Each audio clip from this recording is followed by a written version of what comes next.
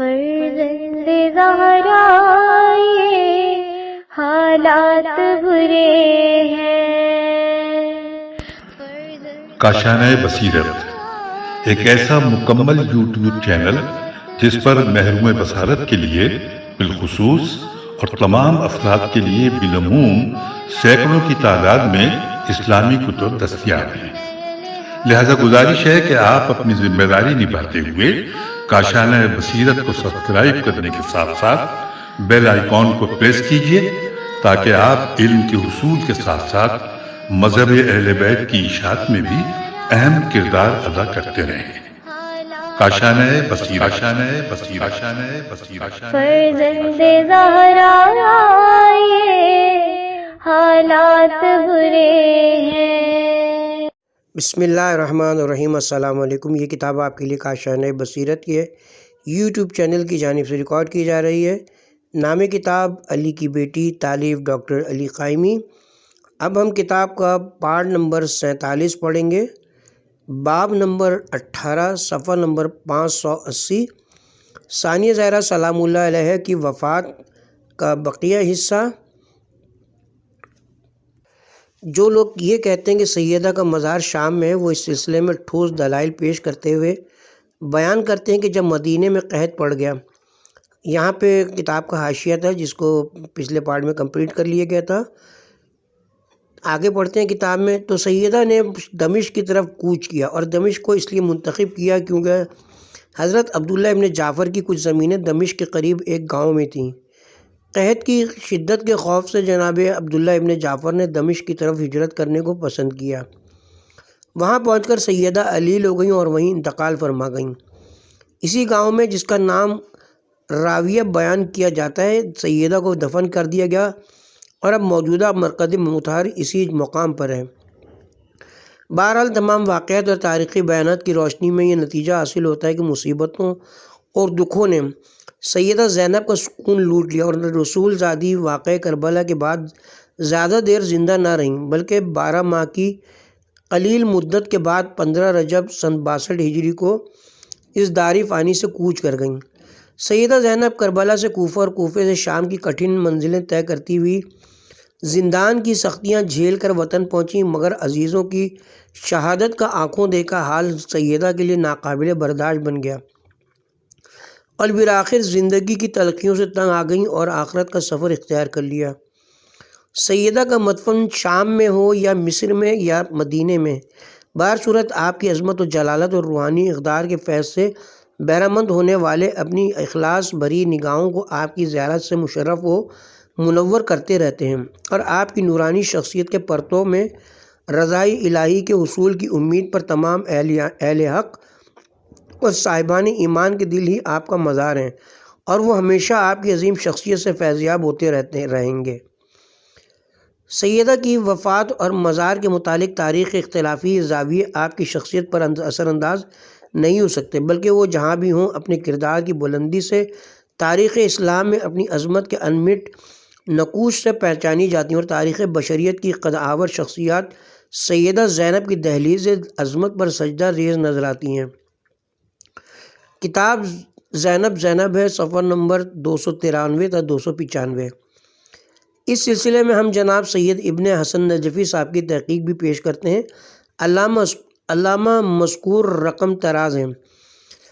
مصر کے باشندے یہ بھی یقین رکھتے ہیں کہ قاہرہ کے قناطر صبا والے علاقے میں شارع سیدہ زینب پر جو مزار ہے وہ ثانیہ زہرا جناب زینب عالیہ کی درگاہ ہے۔ مصر میں ایک سے زیادہ ایسے مقامات ہیں جنہیں شاہدیہ زمینی کا نام دیا گیا ہے، اور خیال ہے کہ جناب زینب عالیہ وہیں آرام فرما رہی ہیں۔ مثلاً اسوان شہر کے قبرستان میں ایک مقبرہ ہے جو قبہ زینبیہ کہلاتا ہے، مگر واقعہ یہ کہ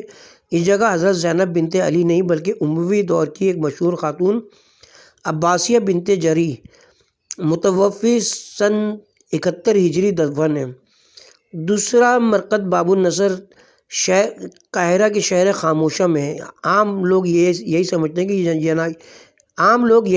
ہیں کہ جناب ثانیہ زہرا سلام اللہ علیہ کی قبر مطہر ہے، لیکن باخبر حضرات جانتے ہیں کہ اس احاطے میں جناب محمد حنفیہ کے پڑپوتے احد بن محمد کی صاحبزادی مدفون ہے، ان کا نام بھی زینب تھا۔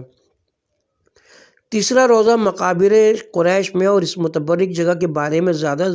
زور دیا جاتا ہے کہ یہی جناب زینب کا مزار ہے، لیکن تحقیق کرنے والے کہتے ہیں کہ اس مقام پر حضرت امام حسین کی پوتی زینب بنت یحییٰ المتوج کا مزار ہے۔ 193 ہجری میں آپ نے وفات پائی، بڑی صاحب کرامت بیوی تھیں۔ فاطمی خلیفہ ظافر اپنے محل سے ننگے پاؤں چل کر آپ کے دربار میں حاضری دیتا تھا۔ واقعہ نگار لکھتے ہیں کہ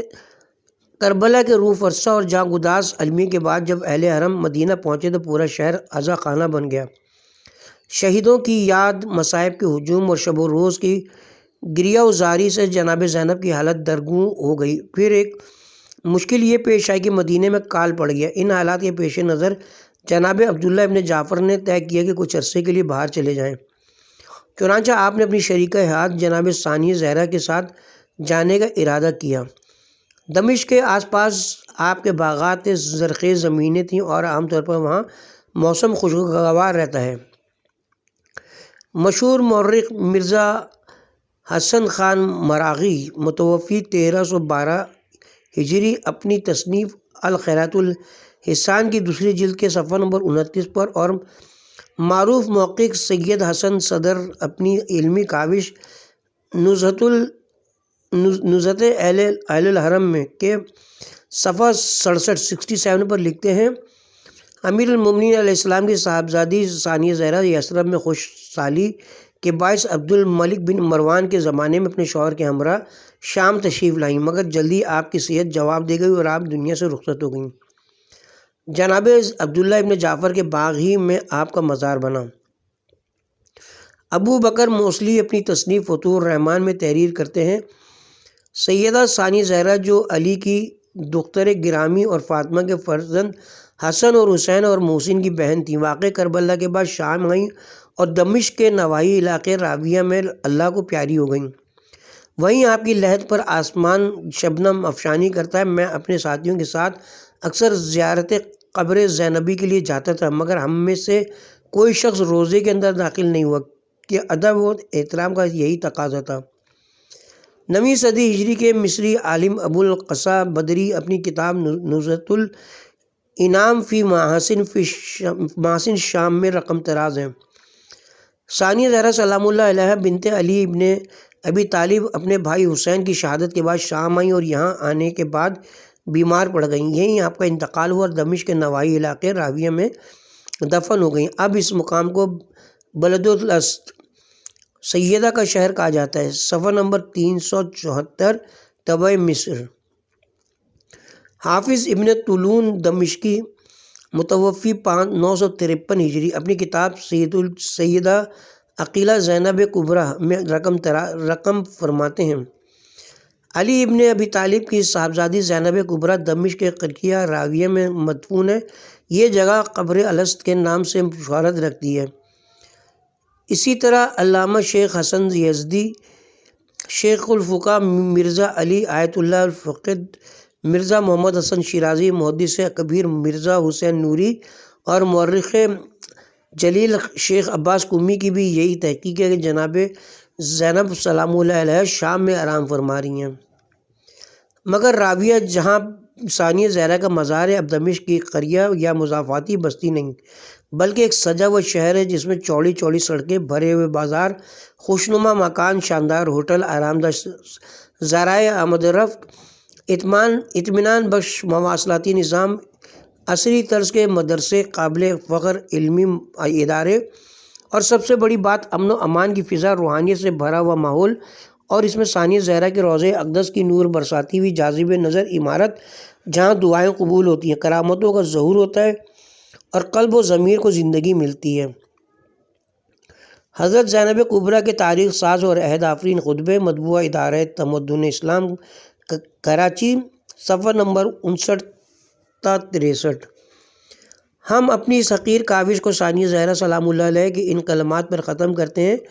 جو شخص اپنے کردار کی روشنی سے لوگوں کے دلوں کو منور کر کے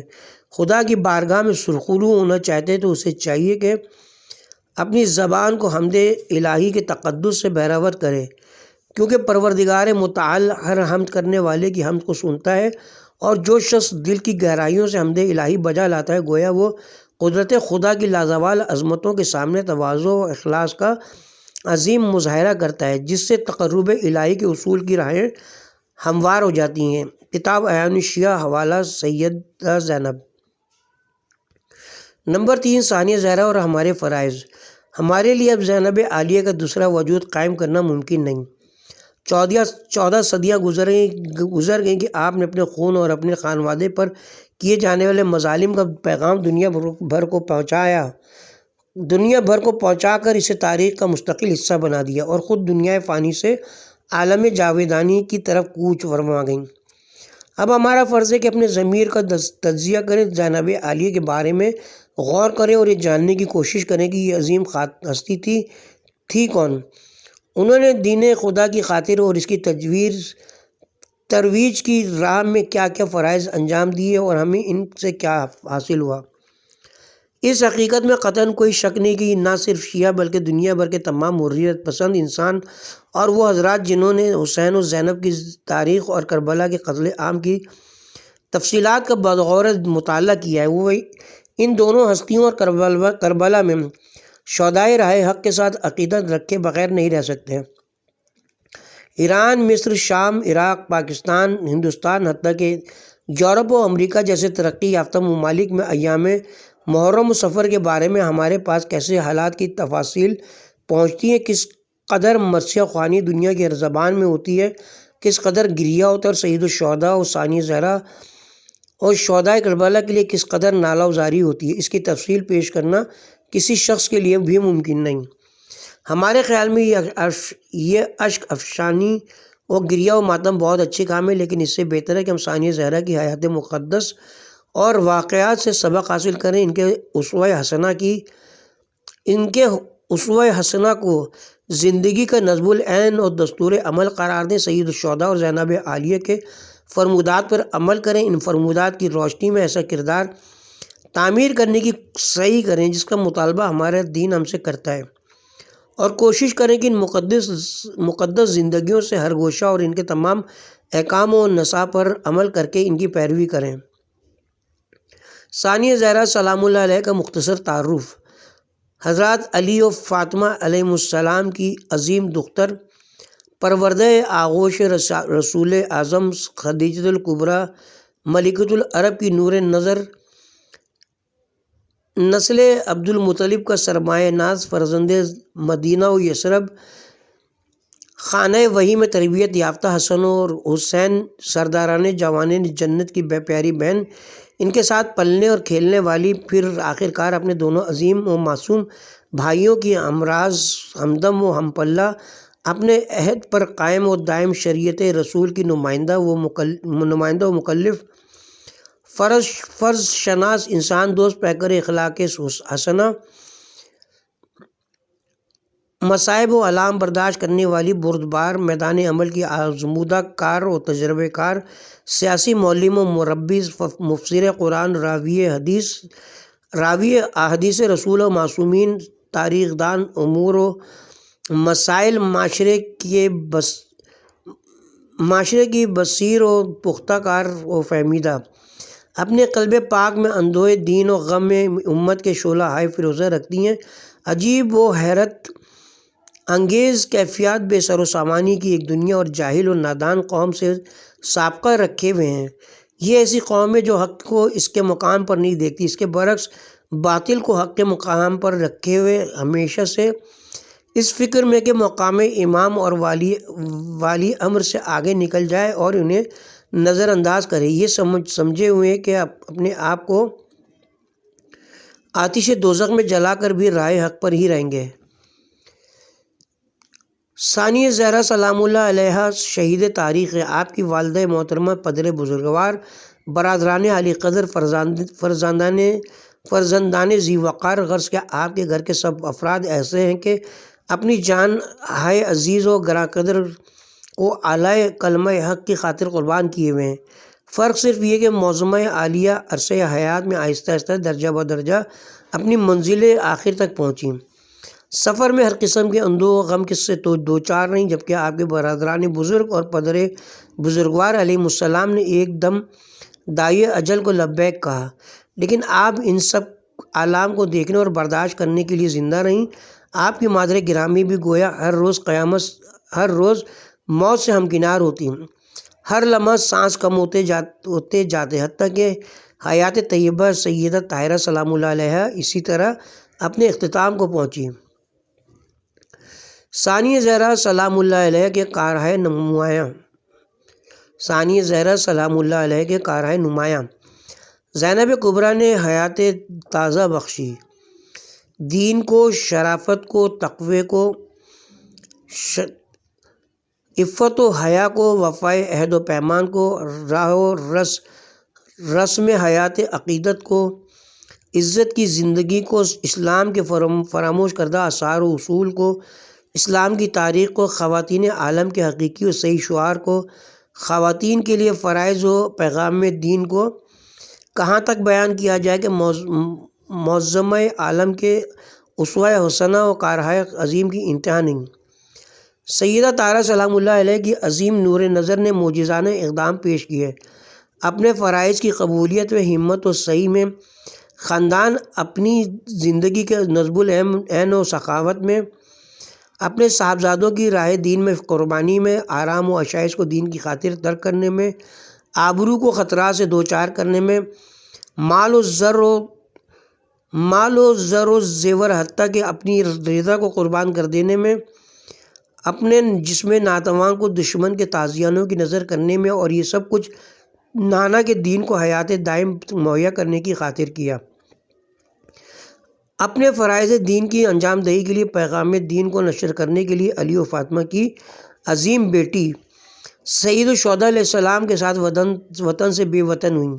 بھوک و پیاس میں ان کا پوری طرح ساتھ دیا، بیٹوں کی مصائب و سرپرست بنیں، اسیر ہوئیں، دربار ابن زیاد میں ملعون میں گئیں، دربار یزید ملعون میں جانا، کوفہ و شام کے بازاروں میں بدر ہوئیں، خطبات دیے جن سے غیرت انسانی جھنجھوڑی گئی، ظالمین کو اپنے فرمودات سے شرمندہ کیا، فرائض منصبی انجام دی، اپنے حصے کا کھانا بچوں کو کھلا کر گرسنگی کا مسلسل شکار رہی، اپنے جسم نازنین کو سید الشہداء علیہ السلام کے بچوں اور دشمن کے تازیانوں کے درمیان رکھ دیا، خون ناحق اور شہادت عظمیٰ کے پیغام کو دنیا بھر کے کانوں تک پہنچانے کے لیے قیام فرمایا۔ ثانیہ زہرا نے کیا دیکھا اور آپ پر کیا کچھ گزر گیا؟ ثانیہ زہرا نے لاتعداد داغ ستم دیکھے، تلخیوں کو برداشت کیا، بے حیائیوں کا مشاہدہ و سامنا کیا، بے وفائیوں کو ملاحظہ فرمایا، دشمنوں کی نامردیوں اور اپنوں کی نامرادیوں کو دیکھا،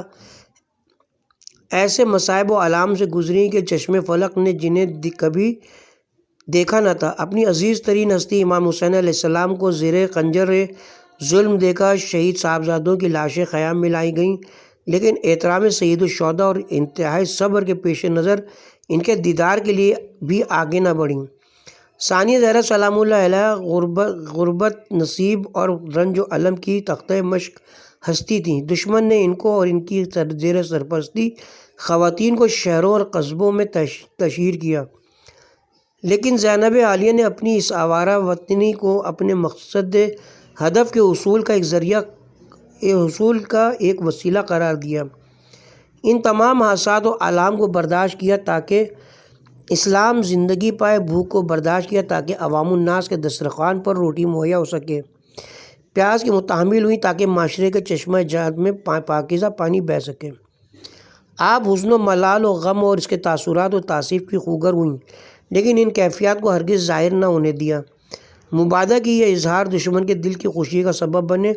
قلب حزین اندر ہی اندر اشک ریز تھا، لیکن مکار و کمینہ دشمن کے سامنے ایک آنسو بھی آنکھ سے نہ گرایا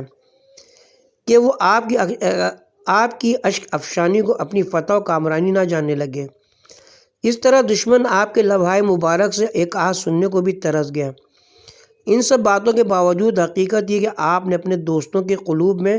غم و الم اور گریہ و ماتم کے ایسے شعلے بھر دیے کہ ہم صدیوں سے آپ کے غم میں گریہ کناں ہیں، لیکن پھر بھی یہ احساس رکھتے ہیں کہ ابھی وہ سیل رواں سیل اشک ہماری قلوب میں موزن ہے، جس کا نہ تو ہم اندازہ کر سکتے ہیں اور نہ ہی اسے پوری طرح بہا کر اشک افشانی سے سیر ہو سکتے ہیں۔ ثانیہ زہرا کی حیات اقدس سے حاصل کردہ دروس۔ افسوس ہے کہ من حیث القوم ہماری اکثریت نے زینب کبریٰ کی یاد اور آپ کے مصائب پر گریہ کرنے اور اشک افشانی کے سوا اور کچھ نہیں کیا۔ ہماری خواتین نے ثانیہ زہرا سے اظہار محبت و عشق میں ان کی مہربانیوں کے عوض مرثیہ خوانی، اشک ریزی یا آپ کے یوم ولادت پر مجالس و محافل جشن کے انعقاد سے آگے کچھ نہیں کیا، لیکن ہم دیکھتے ہیں کہ آپ کے کردار عظیم کے راہ و رسم کو اپنانے، ایک خاتون کی حیثیت سے اپنے فرائض کی انجام دہی اور اپنے پیغام کو پہنچانے، عرصہ حیات میں آپ کی سیرت و کردار کو بطور نمونہ اختیار کرنے، اپنے ہدف کے حصول کی خاطر آرام و زینت و آسائش و سکون کو ترک کرنے، حصول مقصد کے لیے لذات دنیاوی کو ٹھکرا دینے اور اپنے آپ کو صدمات و مصائب کا تختہ مشق بنانے، ان سب کیفیات میں ہمیں کوئی فرد ایسا نظر نہیں آتا جس نے کسی طرح کوئی پیش قدمی کی ہو۔ اس مقصد کے حصول کے لیے ضروری کہ ثانیہ زہرا سلام اللہ علیہ کے بارے میں سابقہ صفحات میں جو کچھ عرض کیا گیا اس پر نظر ثانی کی جائے۔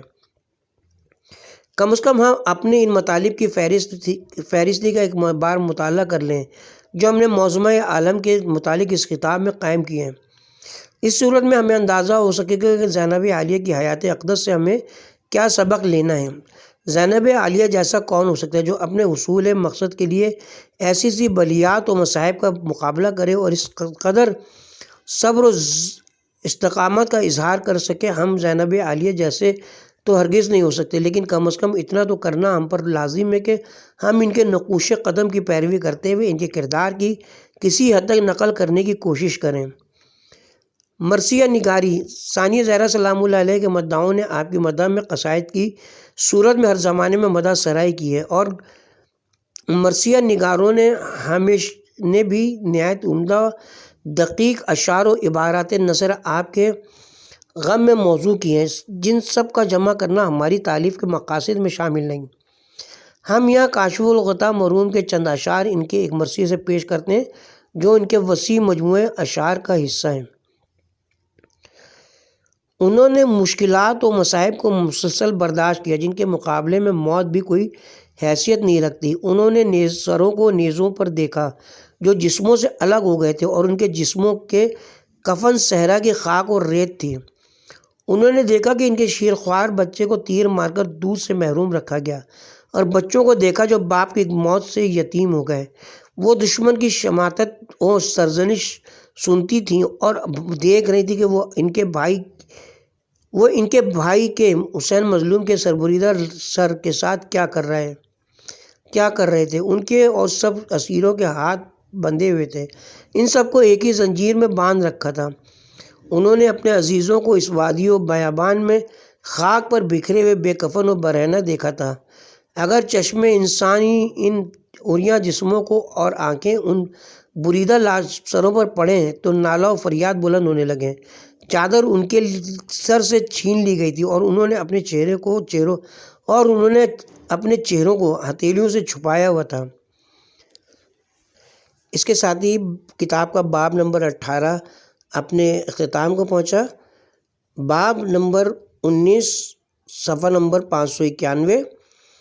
نمبر 1، تبصرہ اختتام۔ عظیم علی کی عظیم بیٹی کی سوانح حیات ختم ہوئی۔ ہمارے کمزور و ناتواں اور بے بساط ہاتھوں کی کاوش کسی طرح بھی ایسی عظیم ہستی کے بارے میں کما حقوق طور پر کچھ بھی کہنے کے قابل نہیں، بلکہ کسی گوشہ حیات کے بارے میں کچھ بھی کہنا ناممکن ہے۔ موضوع کونین وہ ہیں جن کی سید المرسلین صلی اللہ علیہ وسلم توصیف فرماتے ہیں۔ باب مدینۃ العلم ابو الائمہ امیر المومنین علیہ السلام جن پر فخر کرتے ہیں، حسن مجتبیٰ علیہ السلام برادر بزرگ ہوتے ہوئے جن کے مشورے کو ہر شعبہ زندگی میں لازم جانتے ہیں، اور سب سے آخر میں سید الشہداء امام حسین علیہ السلام نہ صرف آپ کو رموز امامت سپرد کر فرماتے ہیں، نماز شب میں مخدومہ عالمین سے اپنے آپ کو یاد رکھنے کی درخواست کرتے ہیں، اپنے پورے قافلے کی نگران مقرر فرماتے ہیں، بلکہ دنیا پر ثابت کر رہے ہیں کہ وراثت سید المرسلین اور حضرت کی ولایت کے لیے جو اب سید الساجدین علیہ السلام کی صورت میں دنیا میں باقی ہے، آپ ہی محافظ ہو سکتی ہیں۔ ہم جیسے کمزور خادم کی نجات کے لیے تو اتنا ہی کرم بہت کافی ہے کہ مخدوم کربلا غلط یا صحیح کسی طرح بھی اپنے ادنا ترین ذکر کرنے والوں کی صف آخری میں کھڑے ہونے والوں میں ہمیں قبول فرما لیں، تو یہ ہم ایسے بے بذات کے لیے سہارۂ عاقبت ہو جائے گا۔ ہمارے پاس ان کے لیے ہے کیا؟ چند حقیر آنسو، اور انہی سے درخواست ہے کہ ہمیں اپنے یاد کرنے میں صلاحیت عطا فرما دیں کہ گر قبول افد زہ عز و شرف۔ اس کے ساتھ ہی یہاں پہ اب ہم کتاب کے پارٹ نمبر 47 کا اختتام کرتے ہیں، اور پارٹ نمبر 48 کا آغاز زیارت مفجع سے کریں گے۔